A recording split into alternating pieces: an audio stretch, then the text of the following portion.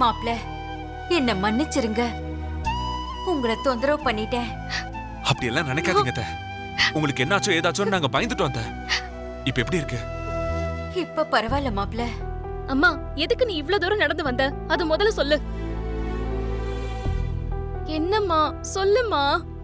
Super மார்க்கெட்டை விட இந்த மார்க்கெட்ல விலை ரொம்ப குறைவுமா. நம்ம வீட்ல காய் தானே ரொம்ப செலவாகும். மார்க்கெட்டுக்கு வந்து வாங்கினா மொத்தத்துல ஒரு 100 ரூபாயாவது குறையுமா. அதான் அப்பா கிட்ட கடைக்கு போறேன்னு சொல்லிட்டு வந்துட்டேன்.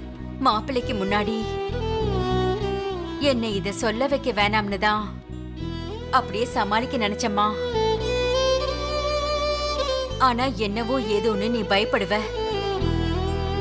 நான் இனி பாத்துக்கிறேம்மா. நீங்க 2 பேரும் கவலைப்படாதீங்க. அம்மா, எப்படியெல்லாம் அப்பாவும் அண்ணனும் உன்னை பாத்துக்கிட்டாங்க. சேர வேலை போயிருந்தாலும் எல்லாம் சரியாகும். பயத்திலேயே ஏமா நீ உன்னைய கஷ்டப்படுத்திக்கிற? உங்க கஷ்டத்துக்கு நான் தான் காரணம்னு நினைக்கும் போது அந்த எண்ணமே என்ன ரொம்ப கஷ்டப்படுத்துது. ஆனா அது நிரந்தரம் இல்ல அத்தை. எல்லாம் சரியாகிற நேரம் பக்கத்துல தான் இருக்கு. தைரியமா இருங்க அத்தை. சக்தி, அத்தையை வீட்டுல டிராப் பண்ணிட்டு போலாம்.